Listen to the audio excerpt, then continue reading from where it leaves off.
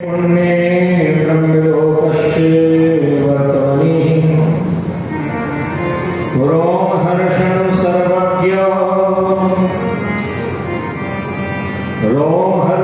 सर्वज्ञ भवान् वे भाग्यगौरवात् पुराण विद्यानामधिनां व्यासात् प्रत्यर्थ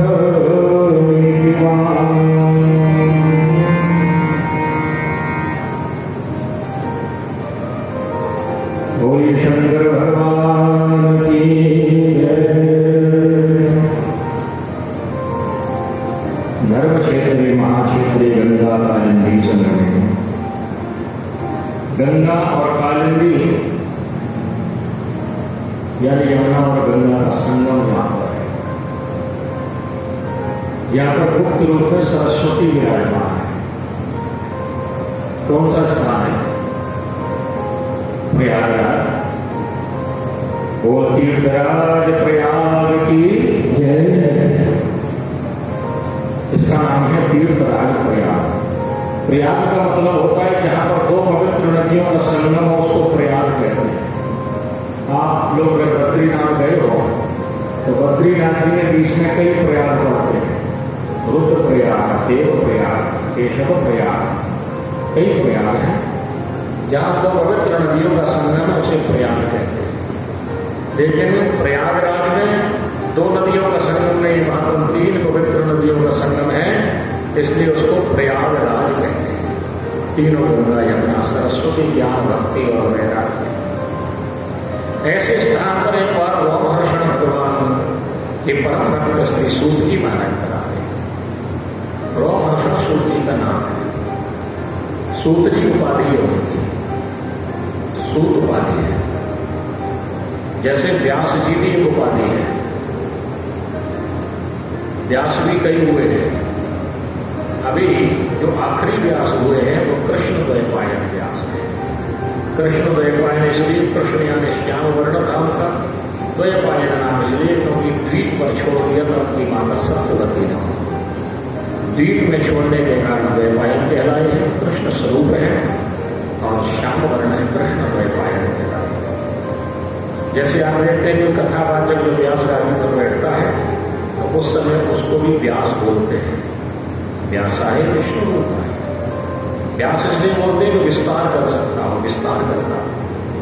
अब कथाओं में जो है हम आपको सीधी सीधी कथा सुना दे शिव पुराण की तो आधे से ज्यादा तो सो जाएंगे। इसलिए इस कथा में और भी कई ग्रंथों का आश्रय लेकर के, कई महापुरुषों के वचनों को लेकर के, दृष्टांत लेकर के, भजनों को लेकर के कथा का थोड़ा अलग से विस्तार करते हैं। इसकी व्यास क्या? सूत भी एक उपाधि है। सूत जी महाराज नाम है रोमहर्षण। रोमहर्षण जो है कहते हैं इतने अच्छे वक्ता है महाराज ये, जब ये भगवान की कथा कहते हैं तो कथा कहते कहते इतने आनंदित हो जाते हैं भगवान के चरित्र में, इनके रोमावली खड़ी हो जाती है। जैसे कभी कोई एक अद्भुत चरित्र कोई बात सुना तो हमारे रोम खड़े हो जाते हैं ना, इनके रोम रोम हर्षित होकर के बार बार खड़े होते हैं भगवान की कथा में, इसलिए नाम रख दिया इनका रोमहर्षण। यहां पर वर्णन करते हैं महाराज रोमहर्षण सर्वज्ञ भवान वे भाग्य गौरवात्। भगवान शिव पुराण की कथा को हमने नैमिषारण्य की पावन भूमि में श्रवण किया है। नैमिषारण्य में ही सारे पुराण हुए हैं। तो नैमिषारण्य की भूमि बड़ी पावन है। इसी स्थान पर भगवान श्री राम के दर्शन हुए हैं मनु महाराज। महाराजों ने वहां पर सुना था शिव पुराण की महिमा को, हमको बताइए महाराज भगवान शिव जी के पुराण की महिमा का श्रवण का क्या लाभ है? तो कहने लगे शिव पुराण की महिमा तो अगर कोई 5 बार शिव पुराण को विधिवत श्रवण कर ले तो कहते हैं उसके जन्म जन्मांतर के पाप नष्ट हो जाते हैं। अगर कोई 7 बार शिव पुराण को विधिवत श्रवण कर ले तो महाराज संपूर्ण विधि से जो विधि है उस विधि से श्रवण कर ले तो साक्षात शिव स्वरूप ही हो जाता है। रोमहर्षण महाराज कहने लगे इसमें कई संहिताएं हैं। अगर रुद्र संहिता को कोई 3 दिन में एकाग्र चित्त होकर के अपना चित्त को इधर उधर कहीं नहीं लगाए, एकाग्र चित्त होकर के रुद्र संहिता पढ़ ले तो 3 दिन में अगर पूरी पढ़ ले तो उसको ब्रह्म हत्या जैसे महापाप से ही मुक्ति मिल जाती है, केवल रुद्र संहिता के श्रवण से। आगे वर्णन करने लगे, अगर किसी का कोई श्रेष्ठ मनोरथ हो तो भैरव प्रतिभा के सामने, देखो भैरव जी की कई रूप है, इसका पुराण में तो बहुत बड़ी कथा है भैरव जी की। भैरव जी शिव जी के ही अंश से प्रकट है। कई लोग भैरव में भी कई भगवान के भैरव के रूप में बैठे हैं। काल भैरव अलग है, बटुक भैरव अलग है, रुद्र भैरव अलग है। क्योंकि तो रुद्र भगवान के स्वरूप रुद्र भैरव के सामने अगर भगवान ये रुद्र संहिता की अगर कोई 3 बार पाठ कर ले मौन होकर के, बीच में किसी से बात नहीं करे, 3 बार अगर रुद्र संहिता का पाठ भैरव प्रतिमा के सामने करे, शिव स्वरूप भैरव प्रतिमा के सामने, तो उसका मनोरथ पूर्ण हो जाता है। ये सूत्री महाराज वर्णन करते हैं, अगर कोई श्रेष्ठ मनोरथ हो उसका वो श्रेष्ठ मनोरथ पूर्ण हो जाता है। महापुराण की जय, शंकर भगवान की जय। कल हमने वर्णन किया था, तो उस बात को बताते हैं कि कुछ भक्तों की इसमें चर्चाएं आई है। आज किसी ने प्रश्न किया, महाराज भगवान शिव जी की जलाधारी का मुख उत्तर की तरफ क्यों रहता है? देखो, नंदीश्वर भगवान शिव जी के जलाधारी के सम्मुख विराजते हैं और उत्तर दिशा में अगर जलाधारी का मुख रख देते हैं तो हम उत्तर मुख होकर के भगवान शिव जी की पूजन करते हैं। अगर जलाधारी का मुख दक्षिण में कर दिया जाए तो नंदी जी को नजर आना पड़ेगा और नंदी जी के और शिव जी के बीच में बैठ नहीं सकते। तो उत्तर मुख शिव जी का पूजन करने से संसार के प्राय ज्यादातर प्राणी चाहते हैं कि हमको धन की कामना मिल जाए। तो उत्तर दिशा में कुबेर का स्थान है, उत्तर दिशा में कुबेर का स्थान है। इसलिए धन की कामना जिसको हो तो महाराज उत्तर की तरफ मुख करके भगवान शिव जी का पूजन करना चाहिए। तो प्राय ज्यादातर उत्तर की ओर मुख करके, पूर्व की ओर मुख करके, देखो शिव जी की जो पिंडी है उसका तो किसी तरह का मुख नहीं है, वो तो चारों तरफ से पूजन करता है। लेकिन नंदी के और शिव जी के बीच में नहीं बैठना चाहिए। तो शिव जी की जलाधारी उत्तर की तरफ रहती है, वो तो है, क्योंकि कहते हैं कुबेर उनका परम सेवक है, उसका स्थान भी उत्तर दिशा ही है। उत्तर दिशा में कुबेर का स्थान। कल किसी ने चर्चा की थी कि शिव पुराण की परिक्रमा लगा सकते हैं कि नहीं लगा सकते, क्योंकि शिव जी की आदि परिक्रमा लगाने का विधान है। वो आधा इसलिए विधान है कि वही जलाधारी का कारण है, जो नंदी और जलाधारी होती है उसके बीच में से निकलना नहीं है, वहीं से लौट जाओ। और दूसरी बात है कि पहले जितने प्राचीन मंदिर होते थे वो जल बहता था, जल बहता था, तो भगवान शिव जी के जलाधारी से जो जल निकला है उसको लाना नहीं चाहिए, इसलिए शिव जी की आदि परिक्रमा का विधान है। दूसरी बात है कि शिव पुराण की परिक्रमा आप कर सकते हैं, इसमें कोई दोष नहीं है। जैसे भागवत जी की करते हैं ना, ऐसे शिव पुराण की परिक्रमा भी कर सकते हो। शिव पुराण की परिक्रमा भी कर सकते हो, शिव जी की मूर्ति हो तो शिव मूर्ति की परिक्रमा कर सकते हो। केवल जलाधारी का निषेध है, शिव जी की मूर्ति की परिक्रमा का निषेध नहीं है। इसका प्रमाण है, कहाँ पर प्रमाण है? शिव पुराण में है। कल आप कथा श्रवण करेंगे, कल आ जाएगी या परसों आ जाएगी, जब हमारी इच्छा होगी तब आ जाएगी।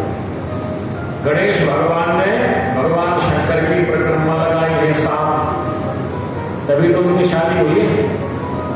ये शिव पुराण में प्रसंग है। तो गणेश जी ने शिव जी की परिक्रमा लगाई, इसका मतलब है कि अगर ठीक नहीं होता लगाना तो गणेश जी नहीं लगाते। गणेश विषय में बुद्धिमान कौन हो सकता है? तो शिव और पार्वती दोनों की परिक्रमा लगाई है।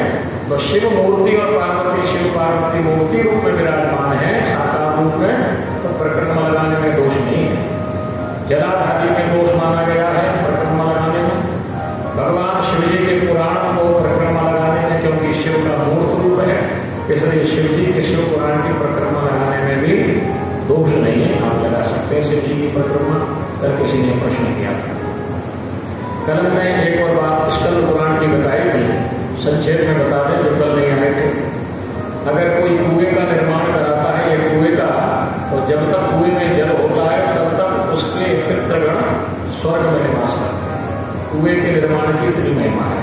कोई बापी का निर्माण कराए बापड़ी का तो 10 कुएं के निर्माण का फल प्राप्त होता है।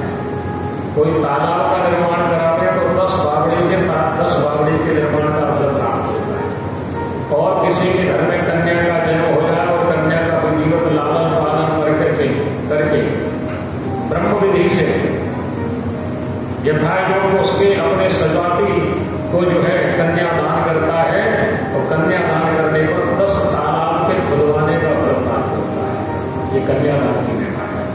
और इसी प्रसंग में भगवती पार्वती ने सप्त ऋषियों को बताया है, अगर कोई पुराना मंदिर हो, जीर्ण मंदिर हो, तो जीर्ण मंदिर का जीर्णोद्धार कोई करवावे या उसमें सहयोग करे तो महाराज उसको तो 10 कन्या दान से अधिक प्राप्त होता है। ये जीर्ण मंदिर के जीर्णोद्धार की महिमा को वर्णन किया है।